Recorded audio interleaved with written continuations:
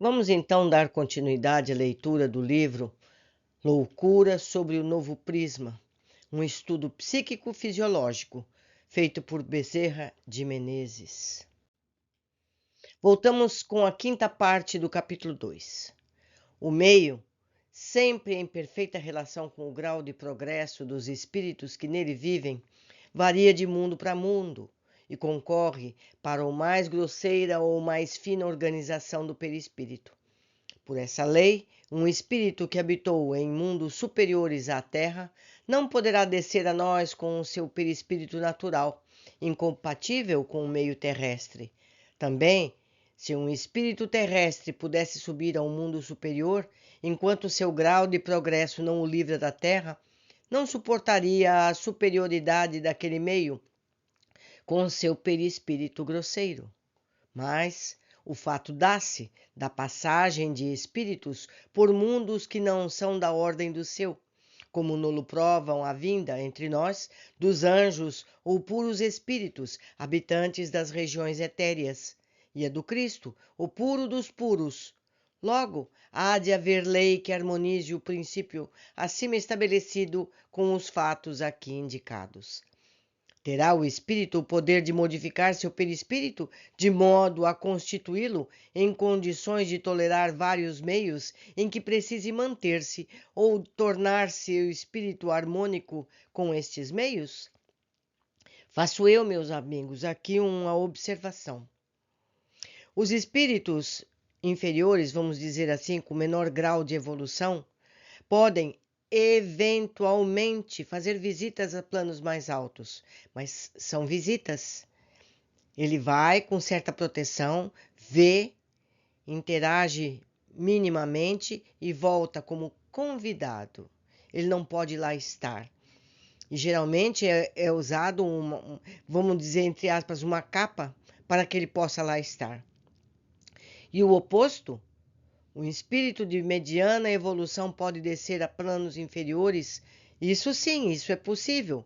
É verdade, com um certo sofrimento, porque é como um de nós, descer a lugares insalubres. Há um certo constrangimento, mas você pode ir, certo? Então você pode descer, mas dificilmente subir a planos mais altos. Mas vamos continuar.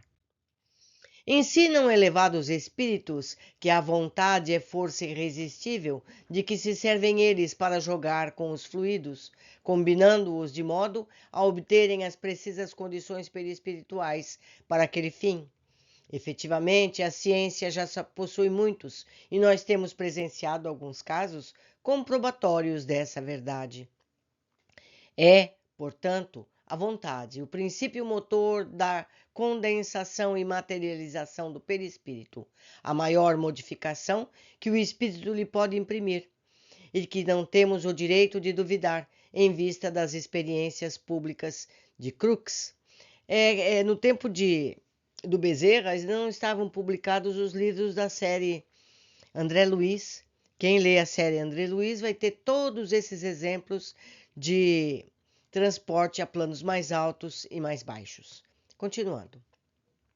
Dissemos públicas porque foram presenciadas por muitas pessoas de alto valor científico. O motivo é a vontade, mas o modo de operar ou a lei pela qual o espírito consegue aquela transformação esta ainda não é conhecida, isso nos dias de Bezerra. Hoje já temos essa informação. Sabemos, entretanto, que para consegui-lo precisam os espíritos do fluido vitalizado dos encarnados, que eles não possuem, e lhes é preciso retirá-lo de encarnados, que têm a faculdade de desprendê-lo por si, isto é, que são os médiuns espirituais. Ele se refere aqui ao ectoplasma. Seguindo, esta razão porque, sem médium, nenhum espírito pode manifestar-se visível, e muito menos tangível, ou com o perispírito condensado até a materialização temporária. Eles estão em constante relação conosco, porém, só se manifestam onde e quando encontrar um médium de tais efeitos, e manifestam-se mais ou menos nitidamente, segundo o médium é mais ou menos capaz de dispensar-lhes fluido vital. Sabido isso, compreende-se facilmente que, para se mostrarem, eles se supram de fluido vital do médium, e que, por meio desse agente, produzem em seu perispírito uma alteração molecular, de modo a fazê-lo opaco de transparente que é naturalmente. É, diz Delaine, coisa análoga à hidrofana, que, mergulhada na água, prende a opacidade e fica transparente. Perde a opacidade e fica transparente, ou ao que se passa quando se embebe em óleo uma folha de papel. A opacidade é devida à luz, que, uma vez penetrando num corpo, se vez de ser refratada, produz transparência. Por aí se compreende como pode o perispírito materializar-se sob influência da vontade de mediante o fluido vital de terceiro. A bicorporiedade não há necessidade de médium, porque o corpo fluídico que reveste o espírito se supre do fluido vital do próprio organismo, ou antes, na bicorporiedade, o médium é o próprio indivíduo que se desdobra. Eu vou fazer uma parte aqui muito importante. Leiam sobre Eurípides Barçanufo. A capacidade de bicorporiedade de Barçanufo era fantástica, uma das maiores já registradas. Ele deitava a cabeça na classe onde ele ministrava aulas a crianças. O seu espírito se desprendia e ele se materializava a léguas de distância e ali dava atendimento físico. Quem o via achava que ele estava encarnado. Houve um caso em que ele fez um parto nessa condição. Isso está muito bem documentado. Não vou dar mais detalhes aqui, certo? Vejam que o Barçanufo era uma pessoa de uma capacidade mediúnica extrema. Mas vamos continuar a nossa leitura. Nas manifestações visíveis, sim, porque o espírito livre não dispõe de fluido vital. Os espíritos não gozam somente o poder de dar-se a forma que tiveram em vida pela modificação de seu perispírito. Eles, apesar de imponderáveis, possuem também o de exercitarem estas funções materiais, em virtude das leis já expostas. É assim que transportam objetos pesados, fazendo-os até atravessar a matéria. Crookes, ele se refere aqui a William Crookes, refere o fato de uma visível mão fluídica que, diante do auditório, tomou de um vaso um lilás e fê-lo passar, com um alongado pecíolo, através de uma mesa de mogno. Olhem só o que ele fez. A flor atravessou uma mesa de madeira. Allan Kardec, na Revista Espírita de abril de 1860, refere este outro, que foi transmitido por Krokzov, me perdoem, eu não sei ler russo, de São Petersburgo, pelo barão de Cherzahoff, que garantiu sua autenticidade. Diz ali: escapa-me o nome do industrial, parece que inglês, probo, humano e de boas condições de fortuna. Ele dava tanto valor à boa qualidade de seus produtos como à conveniência de seus operários, com os quais vivia na mais perfeita harmonia. Segundo o costume da Rússia, ainda hoje vigorante, eles tinham na fábrica casa e comida à custa do patrão. Uma manhã, ao levantarem-se de suas camas, alguns não encontraram a roupa que haviam despido. Não podendo pensar em roubo, questionaram uns aos outros, acreditando ter sido uma brincadeira. Enfim, depois de muitas buscas, foram descobrir a roupa no celeiro, na chaminé e até sobre o telhado. Debalde procurou o patrão descobrir o autor da brincadeira. Todos protestavam por sua inocência. Algum tempo depois, o fato se repetiu, sem que se pudesse ainda descobrir o autor. Pouco a pouco foi amiudando até dar-se todas as noites, o que causou sérios cuidados ao patrão, que via perturbar-se o trabalho e temia perder os operários já assombrados. Por conselho seu, organizou-se uma ronda noturna para surpreender-se o culpado, mas com isso nada se adiantou, reproduzindo-se o fenômeno.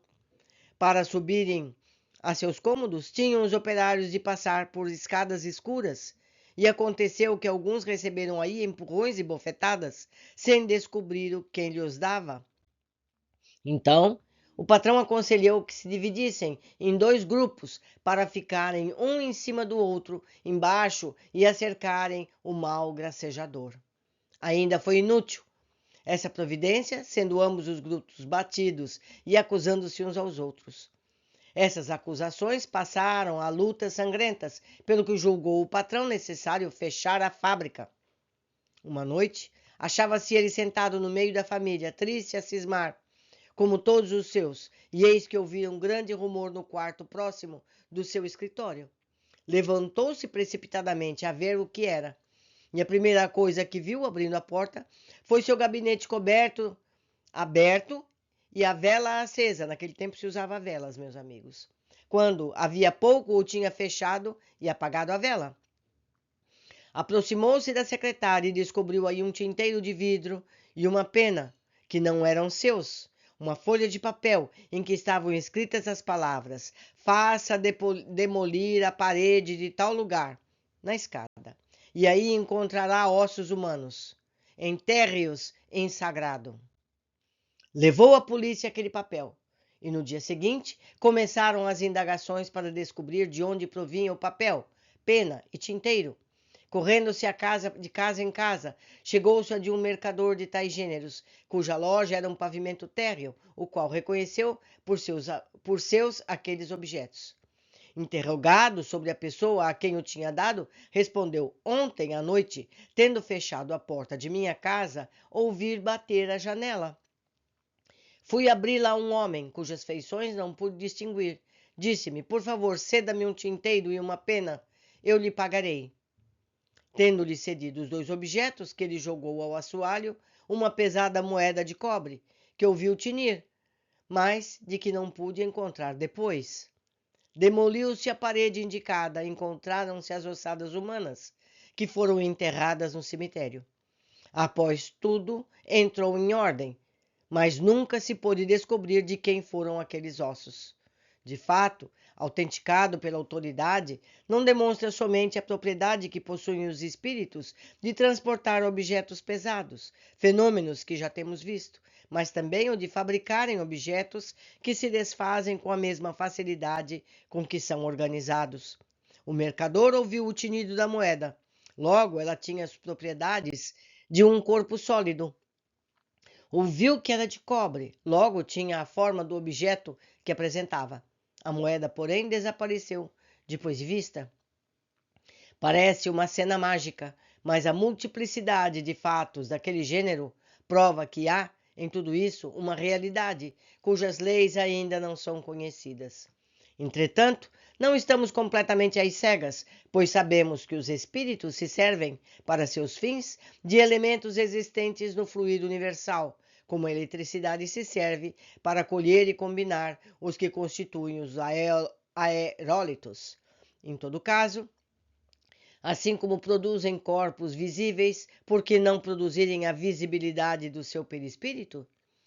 Em 1894, fomos consultados pelo comendador José Alves Ribeira de Carvalho, um dos mais importantes industriais do Rio de Janeiro, sobre um fato que incomodava vivamente a um seu amigo e a toda a família deste, estabelecido com fábrica de gravatas à Rua São Pedro nessa cidade. Todas as noites, por maior que fosse a vigilância das pessoas da casa, eram borradas de tinta verde. Verde Paris, ele ainda explica que verde. Todas as peças de roupa do serviço, inclusive as de vestir, que despiam ao se deitarem. Fomos com o Sr. Júlio Richard, colega de Carvalho, na direção de um banco. Fomos os 3 à casa perseguida e vimos a realidade do fato. Recorremos a um médium e obtivemos a presença do espírito que nos deu a razão daquela maldade e nos denunciou de onde tirara a tinta, uma fábrica existente a uns 150 metros na mesma rua. Corremos a ela, perguntamos ao farmacêutico se tinha tinta verde Paris, ao que respondeu afirmativamente. Retirando, porém, do alto um grande vidro fechado em que guardava aquela espécie, manifestou a maior surpresa vendo quão pouco lhe restava do muito que ali depositara. Estava provada a verdade do que se revelava ao espírito. Para terminar esse ligeiro estudo, daremos aqui uma sucinta ideia do modo pelo qual procede o espírito em relação ao perispírito desde que desencarna. No momento em que se esgota o fluido vital, alimento da vida corpórea, o espírito separa-se de seu revestimento material, ou seja, do seu corpo, que entra em decomposição, segundo as leis da matéria. A separação, porém, não é brusca e instantânea, pois depende da completa desagregação do perispírito, ligado ao corpo, molécula a molécula. Às vezes, a vida ainda não se tem esgotada, mas o perispírito já está quase completamente desprendido do corpo. A alma, então, está presa ao moribundo por ligeiros filamentos perispiríticos, como nos casos do sono e do desdobramento bicorporal. Esse fato não é imaginário, pois além dos médios videntes o acusarem, os próprios espíritos o revelam. Pesquisem sobre desdobramento, certo? Sobre sonho lúcido, vocês vão encontrar todos os detalhes sobre esse fenômeno. Continuando. Na Revista Espírita de Paris, de 1859, encontra-se a seguinte exposição. Madame Schultz, uma de nossas amigas, que é perfeitamente deste mundo, evocada enquanto dormia, deu-nos várias vezes brilhantes provas de lucidez naquele estado. Um dia, depois de longa conversa, disse que estava fatigada e que lhe apresentamos o seguinte argumento: vosso corpo pode repousar, que não o perturbaremos. É vosso espírito que está aqui, não ele. Podeis, pois, entreter-vos conosco, que ele nada sofrerá. Estás enganada, disse ela. Meu espírito destaca-se efetivamente do corpo, mas fica-lhe preso como um balão cativo. É o cordão de prata, como é chamado atualmente. Diz ela ainda, meu corpo serve de esteio ao meu espírito, com a diferença de que este sente comoções, onde o esteio não sente, e estas comoções fatigam muito o cérebro. É por isso que meu corpo, tanto como meu espírito, precisam de repouso. O desprendimento antecipado, isto é, antes do completo esgotamento do fluido vital, só se dá por uma violência ou porque o espírito é muito adiantado. Quem viveu mais de uma vida espiritual que da material, quem foi, na vida, mais afeiçoado ao dever do que às pessoas, quem não se engolfou nos gozos carnais, assiste como espectador às últimas vibrações de suas forças vitais, só esperando a derradeira para voar ao mundo dos espíritos. Às vezes, porém, já se tem esgotado a vida orgânica, já o corpo tem entrado em decomposição e o espírito se sente preso a ele. Nós temos aqui no canal um livro que nos conta detalhadamente esse processo. E vocês podem observar nesse livro. Meu Deus, eu não estou lembrando o nome. Até o fim da leitura eu devo lembrar. Continuando. Também não é este um fato imaginário, além de que os espíritos o atestam após podermos conscienciosamente afirmá-lo, porque temos tido por dezenas de fatos de espíritos se manifestarem convictos que ainda viverem com seu corpo, sentindo com os sofrimentos que teve. As pessoas que não têm conhecimento dos planos espirituais, da vida espiritual, elas perdem o corpo físico, mas elas se acreditam vivas, porque elas sentem o respirar, elas sentem o seu corpo bater, ela se movimenta, ela vê as pessoas, ela escuta as pessoas.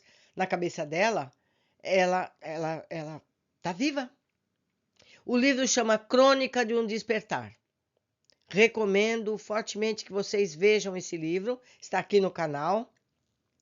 Chega a ser cômico a forma com que o espírito relata tudo o que ele, entre aspas, viveu depois que morreu, e ele não acreditava por muitos anos que tinha morrido. Recomendo fortemente a leitura, ou escutarem aqui na minha leitura. Mas vamos continuar a leitura do Bezerra. No livro O Céu e o Inferno, de Allan Kardec, encontram-se comunicações de infelizes que levaram anos e anos sentindo-se ligados ao corpo, sofrendo o horror da decomposição deste e sentindo o roer dos vermes nas carnes maceradas. Por isso, meus amigos, precisamos estudar, para que nós não vivamos também essas condições desagradáveis. É o mais duro dos castigos, essa perturbação, que dá a ilusão de se estar vivo, sendo pasto dos vermes. Isso, porém, só acontece aos que viveram pela matéria, cevando-se nos gozos das paixões carnais. E completo eu, pessoas que não conhecem essa vivência. Quando você sabe o que é a perda do corpo físico, você não passa por isso. Continuando, é o oposto do que acontece com os que viveram pelo Espírito e para o Espírito, os quais, antes mesmo da extinção da vida, já se sentem destacados do corpo, prelúdio nos gostos da vida real. Estes, entre os dois extremos, há infinita variedade, como é fácil de compreender. Natural é que se desprenda alegre do corpo em que esteve encarnado, o espírito que viveu sobraceira os gozos e grandezas da vida material, e que se desprenda triste o que nunca pensou nos gozos e grandezas da vida espiritual. A razão, pois, vem em apoio à revelação que fazem os espíritos a respeito do que acontece no momento da chamada morte. Rompidos todos os laços que prendiam a alma ao corpo, é então que se vem aquela consciência do seu estado e de que já não se pertence mais ao mundo dos encarnados, e sim a dos espíritos, sua verdadeira pátria, da qual fora desterrada. Nova espécie de experiência começa, ou antes, recomeça para ela. O perispírito mais ou menos material, mais ou menos fluídico, segundo o grau de atraso ou adiantamento, dá-lhe forma do corpo que teve, sem possuir, no entanto, os órgãos corporais, pelo que não sente realmente as impressões e sensações materiais. Sente, porém, muito mais livres e desenvolvidas as impressões anímicas, porque agora já não lhe tolhe o desenvolvimento das suas faculdades o dique da prisão corporal. Assim é que o espírito preso ao corpo só pode ver os objetos que lhe ferem a retina, ao passo que, livre do corpo, a órbita tem a sua visão, quase não tem limite, só o tem o que lhe traça seu atraso ou seu adiantamento. Efetivamente, sempre que chamamos no espírito que nos dá prescrições médicas, ele nos atende imediatamente, deixando bem provada a sua identidade. É esta uma prova de que os espíritos gozam da faculdade de conhecer nosso pensamento e de poderem vir até nós com uma percepção e velocidade que não temos na Terra. Disto que parece extraordinário, temos tido inúmeras provas, de que daremos aqui duas. Eu faço aqui uma observação para o esclarecimento. Nos estudos mais atuais, podemos entender que o perispírito mantém seus órgãos perispirituais. Suas funções são adequadas aos planos espirituais a que estiver vinculado. Sendo o perispírito o molde do corpo físico, enquanto estivermos vinculados à Terra, precisamos do modelo perispiritual para as novas encarnações. Esse modelo é adaptado para as necessidades da futura encarnação. Continuamos dividindo este capítulo mais uma vez. No próximo, como foi dito, o Bezerra vai nos dar exemplos dessas afirmativas que ele nos fez. Recomendo mais uma vez que vocês vejam o livro Crônicas de um Despertar, seja em papel, seja em PDF ou ouvindo a minha leitura aqui no canal. Foi uma alegria estar mais uma vez com vocês. Aguardo-vos no próximo capítulo. Abraços!